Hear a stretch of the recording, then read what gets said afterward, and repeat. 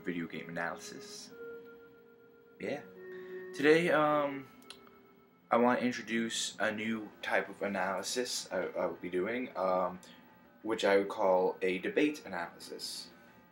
So far, I've introduced in the beginning, I'm sorry, I should have introduced this new one last episode, but yeah, I did introduce so far social analysis, which is the world's effect the game had on them. I've introduced a character analysis pertaining to a certain character, and I've also done a historical analysis based on gaming history. And today I'm introducing a debate analysis on the women in video games. It is a classic argument based on how women get, stuff like that. Now, in this analysis, I've done a lot of, I actually had to do, like so far this debate analysis thing, I do a lot more research, so I definitely did. I'll be talking about what I've gathered. I'll be talking about both a male's perspective and a female's perspective on this argument. Now, let's begin. So let's start at the very beginning here, when games became a thing that was introduced to the public. Now, the idea of gaming at the time was pretty much nothing. In fact, if you really look at the Odyssey itself, it didn't even have its own image. You had to put it on the screen yourself. Now, giving ideas what to do for a game was just, like, what do you do? Today, it's no problem. In fact, today, we actually introduce many new factors using technology to enhance gameplay. But back then, it's like, what?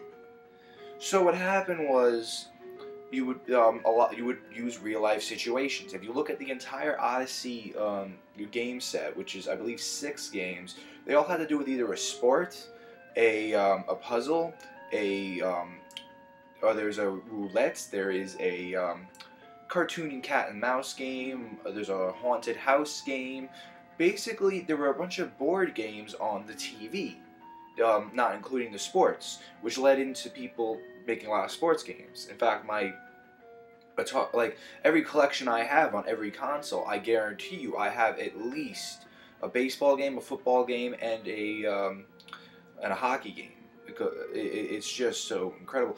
And what happened was, later on, the ideas became more male-orientated, because it was a lot easier to make things where you shoot stuff, or regarding with tanks and stuff. And I'm not saying girls wouldn't be into that, but I'm really trying to not sound sexist in any way, and I'm not. Please take that to heart here. 2.5 hearts to be exact. But yeah, like it's just, it was more male orientated in the situation where you would say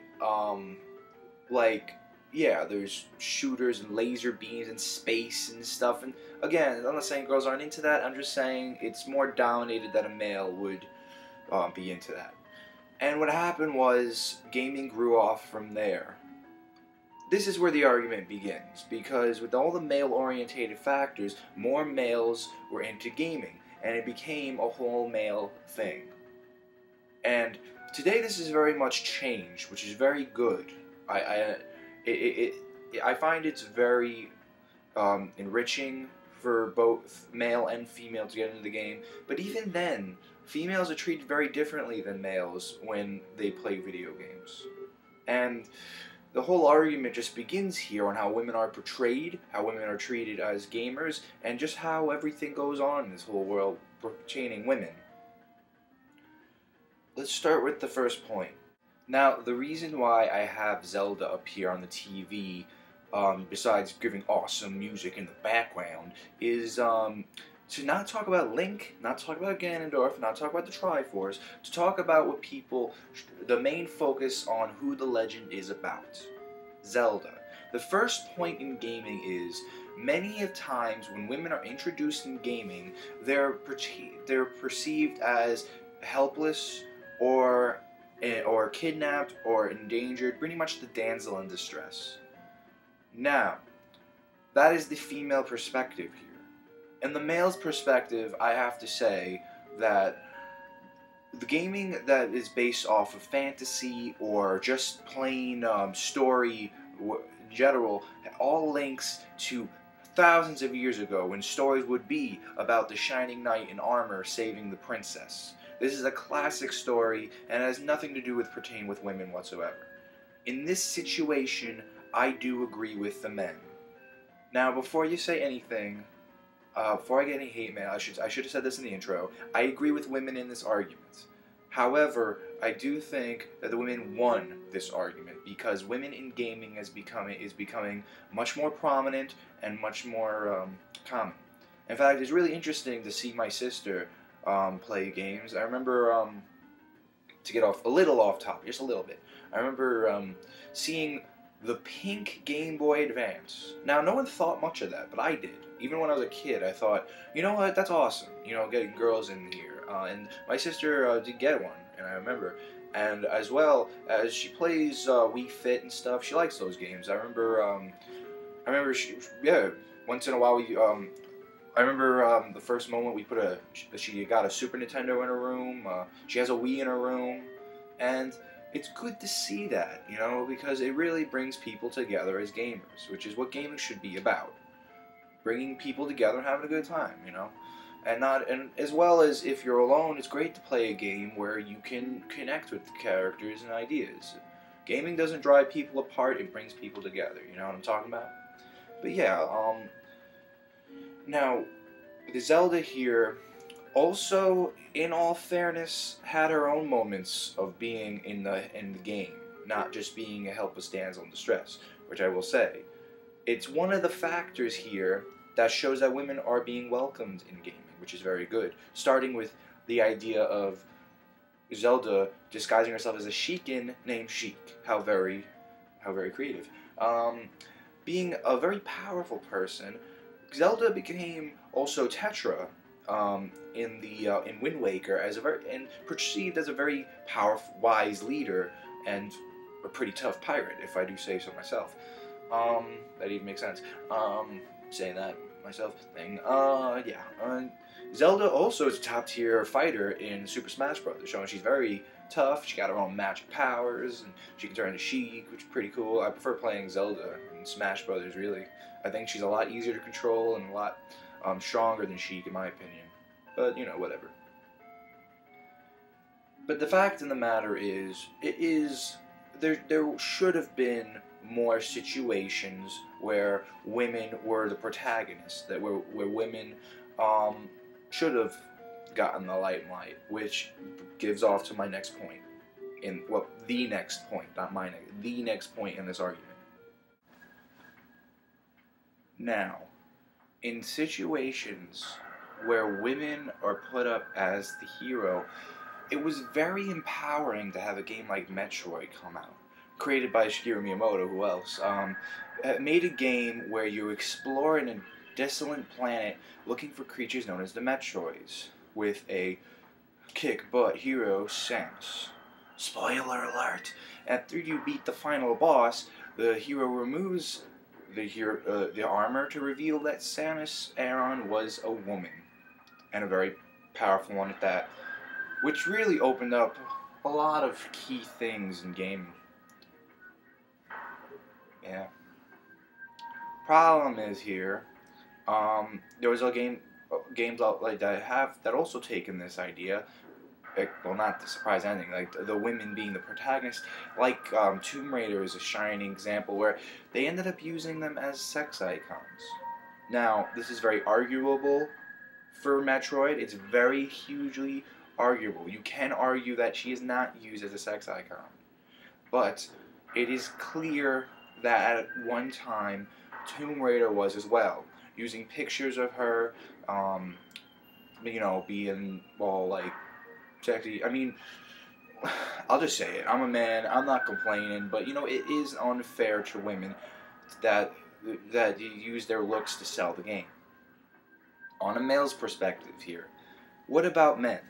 This is an argument point where I've only seen once in the argument. It is very rare to see this point, but men are also portrayed as big and strong and like um, impossible to look like that as well. But the thing is here, this point I side with the women because in our society and in many societies like it, women's looks are very different on how it is viewed than a man's looks. If you look at a man who is very strong, you can see power and heroism. But if you look at a woman, it's her body, it's most likely your mind's going to go to sexual images. Now, being that, I do say that it is pretty uncool, you know. Tomb Raider did fix their mistakes. Later on, Tomb Raider changed up their look to look a lot less about how the protagonist would look, but rather how the protagonist would act, like Metroid here. Remembering a scene in Super Smash Bros. Brawl in the story mode where you first see Samus, Zero Suit Samus, it pans her entire body or face. This is suggestive, I will say, and who knows? It's open for debate on whether or not Samus is used as a sex icon for Nintendo. With the other women of Nintendo alike, we don't know, but, you know, the point still stands. But having women as a protagonist and a hero being opened up in the world, a game like Metroid and a game like Tomb Raider, it really opens up a whole world of possibility. And it's a good thing, you know? It's a very good thing to have a woman, because it shouldn't make a difference whether you're a man or a woman. Especially in gaming, where everything is about just playing the game, you know? Which, now, clearly, like I mentioned before, women are becoming more into gaming. I've seen it, and I know many girls who play games, and I'm good friends with them. You know how it is, and you know it's just a matter of the fact that it shouldn't make a difference. However, this leads me to my next point. You see, when women play video games, I often see the comments of guys saying, "Marry me" and all that stuff, and we all seen the comics like that. I remember seeing one where a guy's playing a game, the girl's going, "You're wasting your life," and that girl's playing the game, all these guys around her saying, "Marry me." It's funny, you know. I find it humorous, but you know, it is a point in the game. The women gamers are treated differently than men. When a woman plays a game, like there's actually an idea of surprise, you know, and towards this argument, women feel that they shouldn't be treated differently as gamers, as well as men feeling that because women aren't typically gamers, they find that it is really different that they play. Pertaining this argument, I agree with neither the male or the female perspective. I think this element should not be in the argument, for reasons that most of the time it's just a joke. It's just a banter thing. I mean, if a guy sees a girl and they see playing games and like, yeah, I mean, if they're denouncing them, if they're belittling them, yes, I would say don't do that. That's not cool. But that's just some guy being an idiot. You know, it's just a guy being an idiot. I think how people are treated, it doesn't matter. It shouldn't matter whether you're a man or a woman, which is why I feel this point should not be in the debate. And the fact of the matter is, for the girls that I know that play gaming, I never me or any other guy I know gamer guy I know that treats them no differently than any others. What they say is a valid points to me and them, and that's how it should be. If they don't, I think that's just a guy being stupid, and you know, that's just how it is.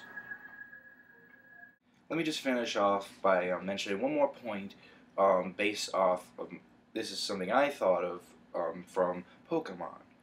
In the original Pokemon Red and Green, soon to be Blue version, it was planned that there was going to be a female companion if you were a boy, and you would have a boy companion if you were a girl. Today in Pokemon versions is done every time. You get to choose whether you get to be the male or female character, and that female character was going to take the third Pokeball.